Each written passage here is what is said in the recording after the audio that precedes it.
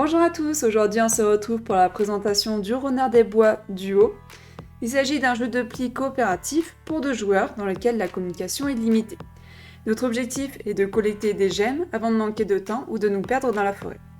Pour débuter une partie, on place tout d'abord le plateau sur sa face A. On va ensuite placer les jetons gemmes en fonction des indications du plateau. Donc comme vous pouvez le voir ici, on a une gemme qui doit être placée, c'est le carré intérieur. Ici 2, ici 1, et par exemple ici on n'en met aucune. Une fois que c'est fait, on conserve nos jetons forêt à côté, et on va placer notre jeton d'équipe sur le point de départ, c'est-à-dire sur cette case qui est entourée. Ensuite on mélange nos cartes de jeu, et on en distribue 11 à chaque joueur. Le reste du paquet, on le conserve face cachée, on va juste retourner la première carte, qui va être notre carte décret qu'on met face visible et qui va nous renseigner sur la couleur de l'atout. Le jeu se déroule en 3 manches et chaque manche est composée de 11 plis. Au cours de chaque pli, un joueur joue la première carte et l'autre joueur suit si possible de la même couleur que le premier joueur.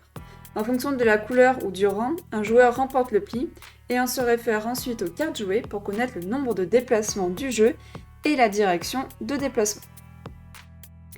Pour résoudre un pli, il y a 2 cartes possibles.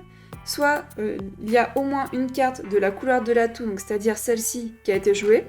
Dans ce cas-là, c'est la carte au rang le plus élevé qui remporte le pli.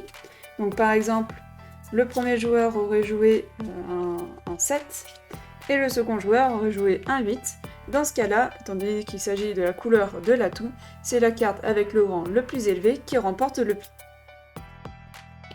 Dans le second cas, c'est s'il n'y a pas de carte de la couleur de l'atout qui a été jouée.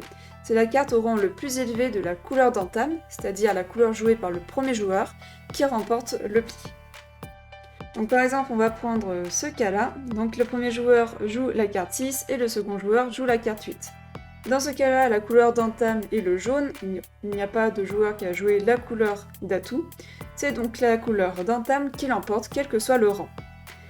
Donc dans ce cas-là, la direction le jeton va se déplacer dans cette direction, c'est-à-dire vers le vainqueur, et on va compter le nombre de déplacements affichés sur les cartes, c'est-à-dire 2 et 2, donc 4. Dans ce cas-là, j'arrive sur une case où il y a une gemme, donc je peux récupérer une gemme et la me remettre dans la réserve. Si le jeton d'équipe était sorti du sentier, dans ce cas-là, on remet le jeton d'équipe sur son point de départ et on met un jeton forêt sur le plateau, ce qui va réduire le sentier. Dans ce cas-là, étant donné qu'il y a une gemme sur la zone où on a désormais une forêt, on déplace la zone vers le centre du plateau. À la fin de la première et la deuxième manche, on effectue des étapes supplémentaires. Tout d'abord, on ajoute des gemmes aux endroits où il y a marqué un petit plus sur le plateau, comme ici. Ensuite, on ajoute un jeton forêt à une extrémité du plateau. Et enfin, on redistribue les cartes et on dévoile une nouvelle carte décret. La partie peut se terminer de 3 manières différentes. Soit on remporte la partie si on a collecté l'ensemble des jetons gemmes qui sont sur le plateau. Soit on perd la partie si on ne peut plus poser de jetons forêt lorsqu'on dépasse du sentier ou lorsque le temps a été écoulé à la fin de la troisième manche. Le jeu de cartes est constitué de 5 cartes spéciales. Nous avons du coup les renards. Lorsqu'on joue cette carte, on choisit un joueur et ce joueur peut échanger la carte décret avec une carte de sa main. On a des cartes gazelles.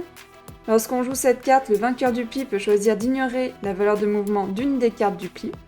On a le musicien. Le vainqueur de ce pli peut choisir de déplacer le jeton d'équipe dans la direction opposée.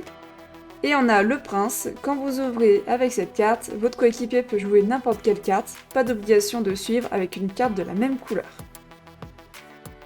Enfin, nous avons cette carte. Quand vous jouez cette carte, les 2 joueurs choisissent une carte de leur main et se les échangent. Le jeu nous propose 3 niveaux de difficulté. Le niveau 1, c'est celui que je vous ai présenté. Le niveau 2, on utilise la face B du plateau. Et on augmente à la fois le nombre de gemmes, mais on diminue aussi le nombre de jetons forêt disponibles. Au niveau 3, c'est très semblable au niveau 2, mais on va ajouter un grand nombre de gemmes qui va encore augmenter la difficulté du jeu. C'est tout pour les règles du Renard des Bois Duo. Il manque quelques précisions sur les règles, mais l'objectif de cette vidéo est avant tout de vous faire découvrir le jeu et de vous permettre de commencer une partie sans avoir à lire toutes les règles. J'espère que cette vidéo vous a aidé en ce sens. Je vous souhaite à tous une très bonne journée, amusez-vous bien et à la prochaine.